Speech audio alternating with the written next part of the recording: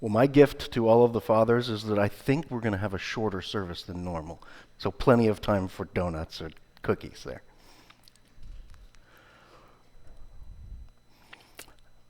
In what I hope is a fictitious tale, a 20-year-old guy was coming out of the local Southern Baptist church, and the pastor was standing at the door, as he always did, to welcome people and say hello as the people were coming inside the church.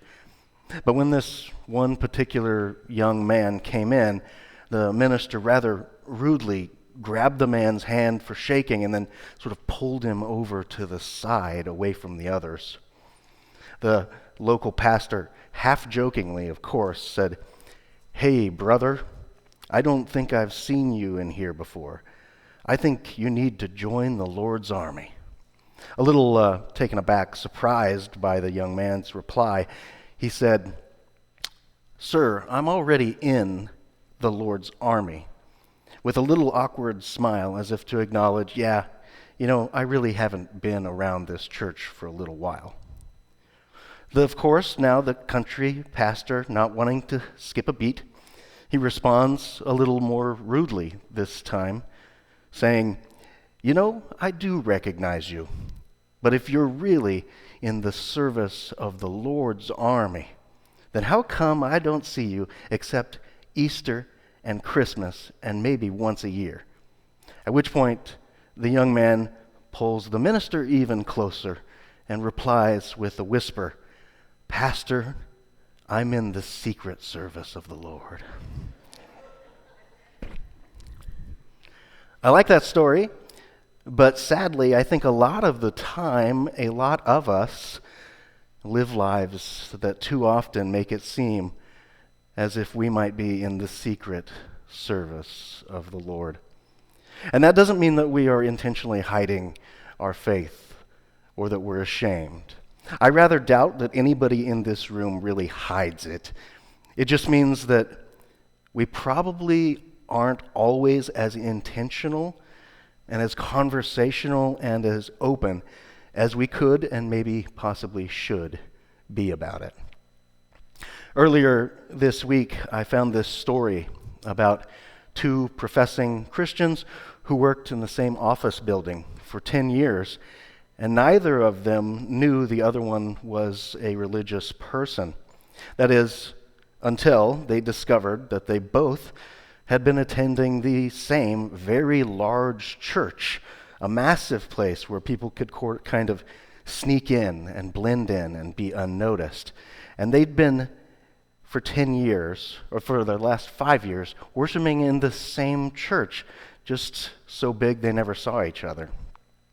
In the story, one of the two men said to his wife, "Isn't it funny that Bill and I have been in the same office for 10 years now, and neither one of us knew the other was a Christian until just last week when I spotted him in the church hall?" "Well, funny," says the wife. "John, I don't think it's funny at all. I think it's sad."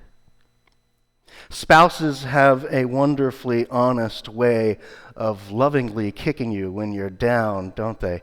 I think maybe it's in the marriage vows to love and to honor in sickness and health, and also to put you in your place sometimes when you need it. James writes in verse 14, "What good is it, my sisters and my brothers, if someone claims to have faith but has no deeds to prove it?" Several years ago, a man named Joseph was walking to work when he passed a Streetwise vendor. Streetwise is a Chicago-based local newspaper distributed almost completely by the homeless people, who then collect a small portion of the proceeds. It also has the highest distribution of any publication in the United States. And that should probably tell you something about the state of things, being that they only employ the homeless. I distinctly remember buying one of these little papers in 1998 while I was attending a youth conference at the Moody Bible Institute in Chicago, and I was 17, I think. In any case, it was a bitterly cold day, and Joseph had already stopped by the Starbucks for a hot cup of coffee to warm up his chilly body. But as usual, it was just a little too hot for him to drink, at least for the first few minutes. Feeling generous and a little guilty about holding a $6 cup of coffee, as I might, Joseph found his wallet and he fished out $1 to give to a homeless woman at the corner in exchange for a streetwise newspaper. He liked the idea of supporting her attempting to work for herself. And the woman asked, though, "Do you really want to read the paper? Or can I keep the paper and give it to someone who wants to read it?" And Joseph told her to keep the paper because he probably wouldn't read it. And then he very passively asked, "And how are you today?" The way that we sometimes just instinctively do with people. "Oh," she said, a little surprised that someone actually took the time to speak to her.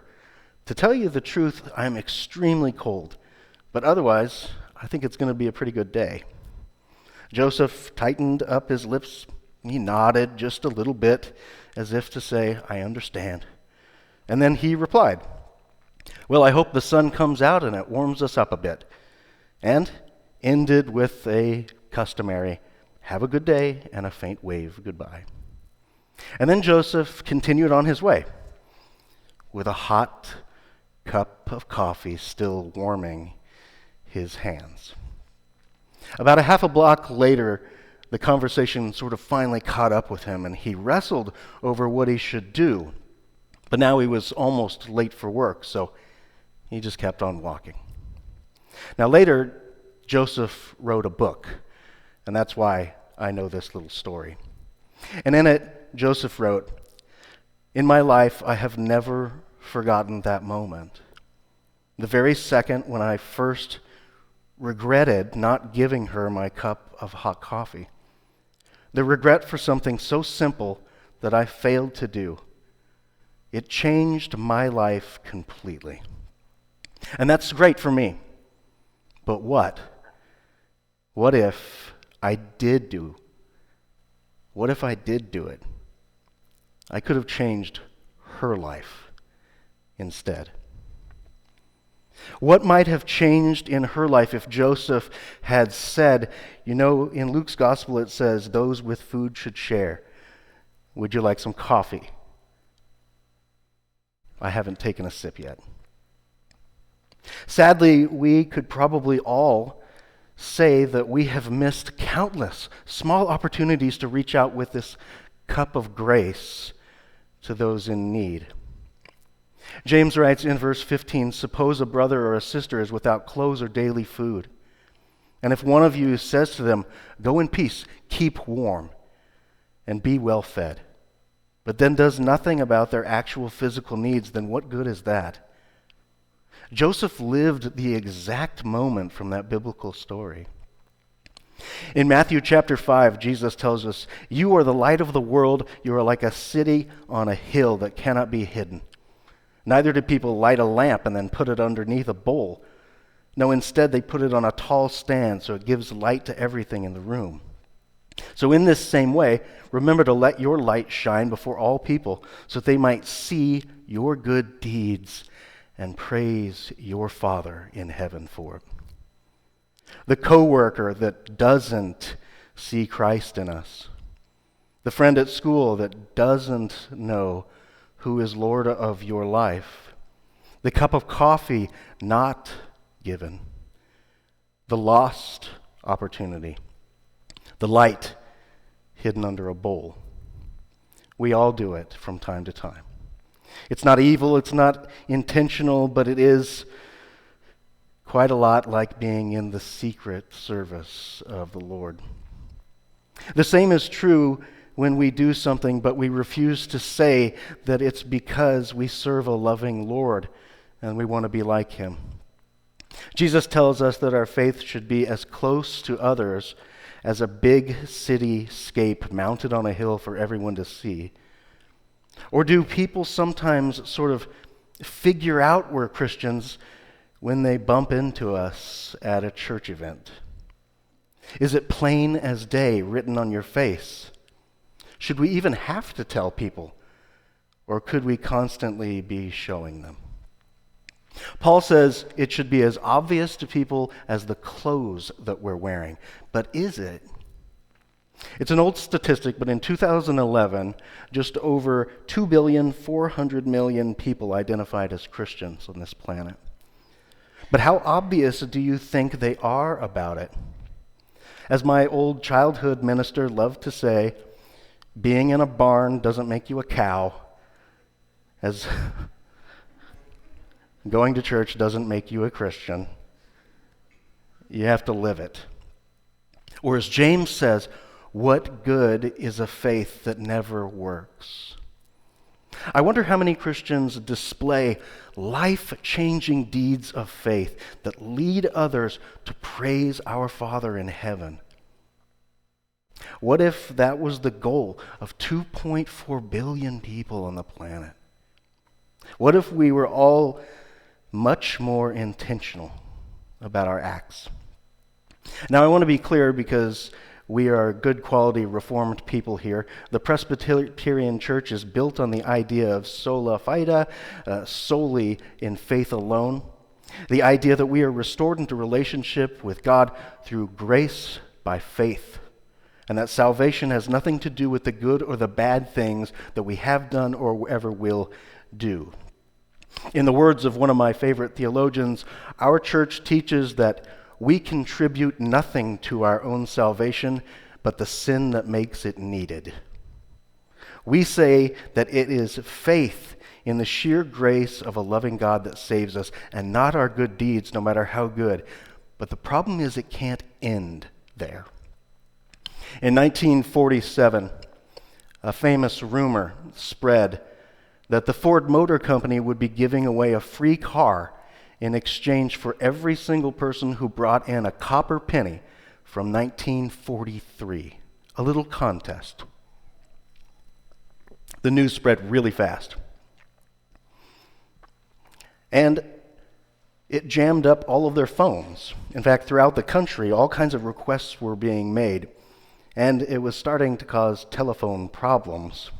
Thousands and thousands of inquiries came in by telegram and telephone and by mail.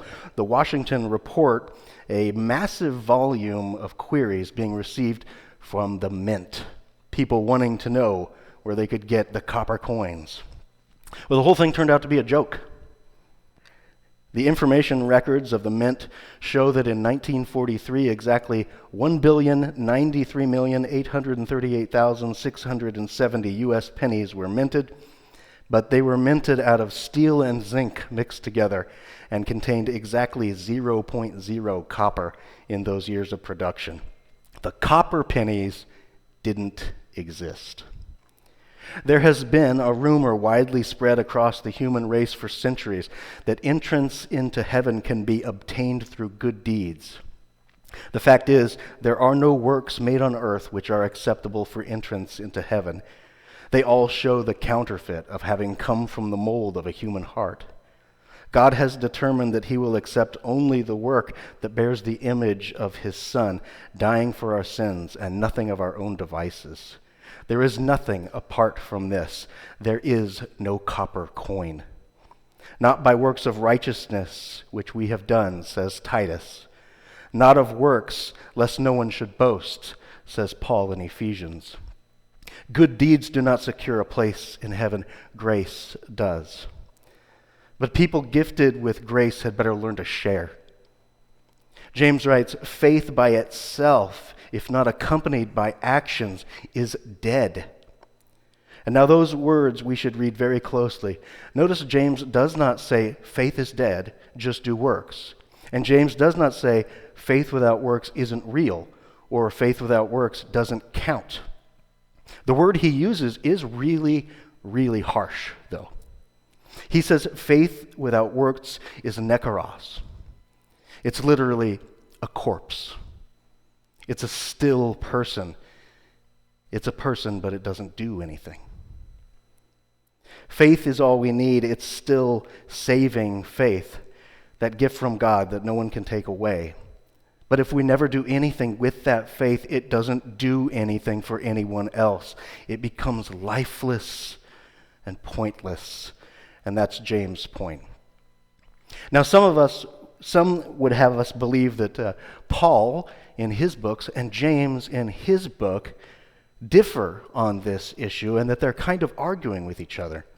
That Paul taught grace through faith and James taught salvation through good works. In fact, way too much ink has been spilled about this supposed contradiction between faith and works. And even Martin Luther, founder of the Lutheran churches, famously fell into this trap and said James was about work, ripped it out of his Bible, and burned it. Now, I think this whole debate has been quite a bit nonsense. What James says is abundantly clear. James says that if faith doesn't get lived out in the little moments of our lives, then what good does it do for anyone? I once heard it put like this. On an early morning, a man walked down the street. He was about 2 blocks from his house when he saw a large puff of smoke rise from a chimney that seemed to be his own home. And he knew exactly what had just happened. He knew it. Just as if he'd been standing in his own living room. Someone had lit the fire in his fireplace. And the man was in a position to get a good view of both scenes. He physically saw the smoke coming out of the chimney, and his mind's eye could picture exactly his wife putting the logs on the fire in the living room. This is the exact difference between the epistle of Paul and the epistle of James. In Paul's letters, God tells how he looks upon the heart on the inside and justifies people by grace through faith in Christ. James tells us how the outward observer can see the effect of that faith, like the smoke. With Paul, it's justification by faith alone. Only God can truly see faith. But with James, it's the smoke that makes it clear to everyone else that the fire inside exists. The one is a divine view, the other is a human view. What James wants clear is that faith and works always go together. Now, sadly, I couldn't find the name of the person who said these words first, so I'm just going to say it's an unknown author. But I recently read this quote: "Faith and works should travel side by side, step answering to step, like the legs of a person in walk. First faith, then works, then faith again, then works again, until you can scarcely distinguish which is the one and which the other."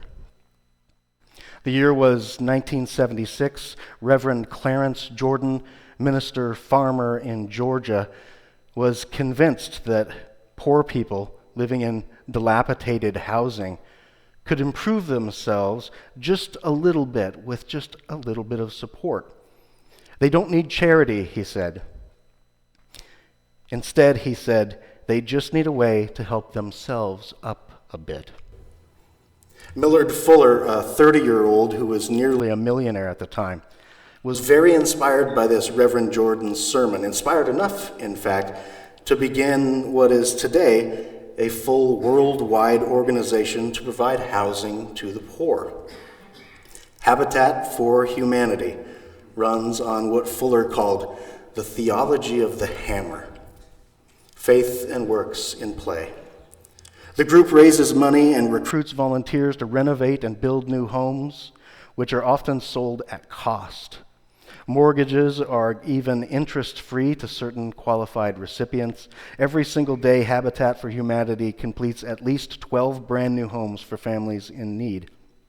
Fuller's got a faith that lives and breathes, and it continues to do so long after he's been gone. And we are convinced, much like my grandpa Wesley, Habitat for Humanity is Christ at work in the world. Now, I'm not telling you that you need to prove that your faith is real by going out and starting some huge international charity. That's probably not going to work very well. Instead, I think this is true. In principle, the theology of the hammer, and what I'm going to call today the theology of a hot cup of coffee, are one and the same. Our days are filled to the brim with tiny opportunities to make faith come alive. What opportunities might you have, even just 1 hour after you leave this room? What if 2.4 billion of us intentionally went out looking for those opportunities? Faith and works are not at odds, as some might suggest. They are partners. Because no Christian should ever be able to say with a straight face that they are in the secret service of the Lord. May your faith grow stronger daily. May your words and your works clearly reveal to the world the fire of faith that made the smoke and the flame that followed. And may we all be works in action and faith in heart, and may no person truly ever be able to tell the difference between those two things. Amen.